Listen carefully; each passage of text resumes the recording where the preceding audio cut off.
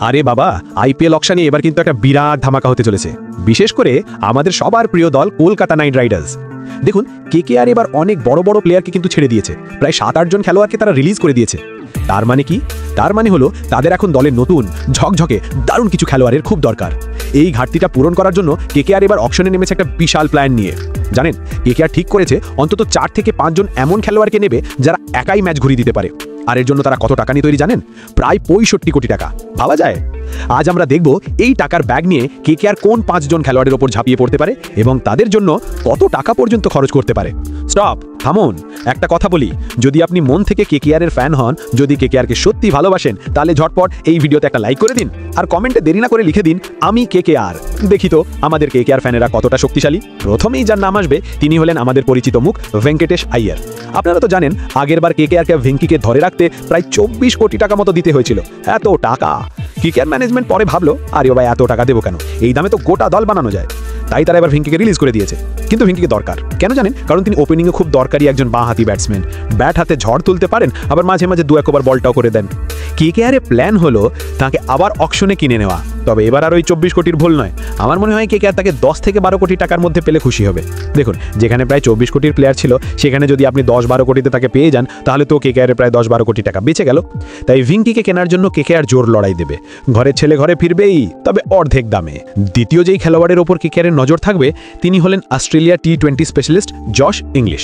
কেন ইনি? দেখুন, কেকেআর এবার কুইন্টন ডি কককে ছেড়ে দিয়েছে আর রহমানুল্লাহ গুরবাজকেও রিলিজ করেছে। তার মানে কি হলো? কেকেআর দলে এখন ভালো কোনো উইকেট রক্ষক নেই। উইকেট রক্ষক ছাড়া তো দল হয় না।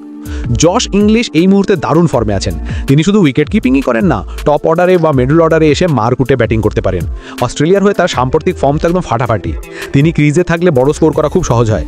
তাই একটা ভালো উইকেট রক্ষক এবং একই সঙ্গে বিধ্বংসী ব্যাটসম্যান হিসেবে জশ ইংলিশের ওপর কেকেআর অবশ্যই ঝাঁপে পড়বে। তাকে বাবার জন্য 5 থেকে 8 কোটি টাকা খরচ করতেও তারা পিছু পাবে না, কারণ তার মতো ফর্মে থাকা উইকেট রক্ষক এখন পাওয়া খুব দরকার। তৃতীয় খেলোয়াড় হলেন সেই মানুষটি যিনি ম্যাচের শেষে এসে সবকিছু শেষ করে দেন, মানে আমাদের সবার প্রিয় ডেভিড মিলার। তাকে তো সবাই কিলার মিলার বলেই জানি। কেকেআর এবার আন্দ্রে রাসেলকে রিলিজ করেছে আর মঈন আলীকে ছেড়ে দিয়েছে। এর ফলে দলে একটা বড় ফিনিশারের অভাব তৈরি হয়েছে। ম্যাচের শেষ মুহূর্তে এসে ছক্কা মারার লোক কই? মিলারের মতো একজন অভিজ্ঞ এবং ঠান্ডা মাথার ফিনিশার কেকেআরের জন্য একদম পারফেক্ট। বিশেষ করে মিডল অর্ডার সামলানো এবং শেষ 5 ওভারে দলকে একটা বড় স্কোরে পৌঁছে দেওয়া, এই কাজটা তিনি খুব ভালোভাবেই করতে পারেন। সবথেকে মজার ব্যাপার হলো, আমার মনে হয় ডেভিড মিলারকে হয়তো খুব বেশি দামে পাওয়া যাবে না। তিনি হয়তো 4 থেকে 6 কোটি টাকার মধ্যে কেকেআরের হাতে চলে আসতে পারেন। যদি এত কম দামে কেকেআর একজন কিলার ফিনিশারকে পেয়ে যায়, তাহলে তো সেটা একটা সুপার ডিল হবে। তাই এই প্লেয়ারের উপর কেকেআর নিশ্চয়ই জোরদার বাজি ধরবে। চতুর্থ প্লেয়ার হলেন সেই বোলার যার অ্যাকশন দেখতে একটু অদ্ভুত কিন্তু বোলিং খুব মারাত্মক। বলছি শ্রীলঙ্কার মাথিসা পাথেরানার কথা। তাকে তো সবাই বেবি মালিঙ্গা বলে ডাকে। দেখুন, কেকেআরকে এবার একটা জিনিস খুব ভাবাচ্ছে, সেটা হলো ভালো ডেথ ওভারের বলার কই। শেষ 4 ওভারে রান আটকানোর জন্য একটা ভালো বলার দরকার। পাথিরানা সেই কাজটা খুব ভালোভাবে করে দেখিয়েছেন। বিশেষ করে চেন্নাই সুপার কিংসের হয়ে তিনি নিয়মিতভাবে এই অর্কার মেরেছেন এবং ব্যাটসম্যানদের একদম চুপ করিয়ে দিয়েছেন। তার বোলিং অ্যাকশনের জন্য ব্যাটসম্যানরা বল ধরতে পারেন না এবং উইকেট তুলে নেওয়া তার কাছে খুব সহজ হয়।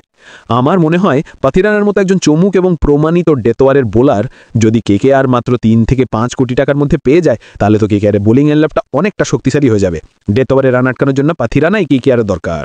আর সব শেষে কেকেআরের রেডারে যেই পঞ্চম প্লেয়ারটি থাকবেন তিনি হলেন অস্ট্রেলিয়ার পাওয়ার হিটার গ্লেন ম্যাক্সওয়েল। আপনারা হয়তো বলবেন, আরে বাবা, ম্যাক্সওয়েল সে তো শুধু টাকা নেয় কিন্তু সব সময় পারফর্ম করে না। হ্যাঁ, কথাটা কিছুটা ঠিক। ম্যাক্সওয়েল সব ম্যাচে হয়তো রান করেন না, কিন্তু যখন করেন তখন এমন মারেন যে সেই ম্যাচটা কেকেআর একাই জিতে দিতে পারে। কিছু ম্যাচে তিনি এমন পারফর্ম করে দেখান যেটা অন্য কোনো খেলোয়াড় হয়তো করতে পারবে না। আর কেকেআরের জন্য তিনি কেন দরকারি? দেখুন, কেকেআর মঈন আলীকে ছেড়ে দিয়েছে, তাই তাদের এখন একজন অফ স্পিনার দরকার, আর দরকার একজন দারুণ ফিনিশার। ম্যাক্সওয়েল এই দুটো কাজই একা সামলাতে পারেন। প্রথমত, তিনি একজন ভালো অফ স্পিনার। কলকাতার উইকেট কিন্তু একটু স্লো হয়, সেখানে ম্যাক্সওয়েলের স্পিন খুব কাজে আসতে পারে। দ্বিতীয়ত, ব্যাট হাতে তার ক্ষমতা তো আমরা সবাই জানি। ম্যাচের শেষ দিকে এসে তিনি একাই খেলা ঘুরিয়ে দিতে পারেন।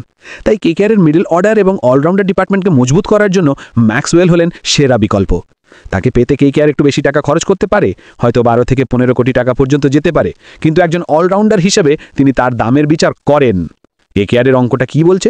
তাহলে দেখুন কেকেআরের প্ল্যানটা ঠিক কি। ভেঙ্কটেশ আইয়ার 10 থেকে 12 কোটি, জশ ইংলিশ 5 থেকে 8 কোটি, ডেভিড মিলার 4 থেকে 6 কোটি, মাথিসা পাথিরানা 3 থেকে 5 কোটি, গ্লেন ম্যাক্সওয়েল 12 থেকে 15 কোটি। সব মিলিয়ে কেকেআর যদি এই 5 জন খেলোয়াড়কে টার্গেট করে এবং তাদের বেশিরভাগকে যদি দলে আনতে পারে, তাহলে তাদের খরচ হবে প্রায় 40 থেকে 46 কোটি টাকা।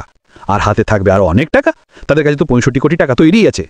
এইভাবেই কেকেআর এবার একটা দারুণ ব্যালেন্সড এবং শক্তিশালী দল বানাতে চাইছে, যাতে পরের কাপটা আমাদের কলকাতাতেই আসে। এই ছিল কেকেআরের এবারের অকশনের বড় প্ল্যান। আপনার কি মনে হয় এই 5 জনের মধ্যে কেকেআর কাকে কাকে দলে নিতে পারবে? কমেন্টে আপনার মতামত অবশ্যই জানান। ভিডিওটা শেষ পর্যন্ত দেখার জন্য অনেক অনেক ধন্যবাদ।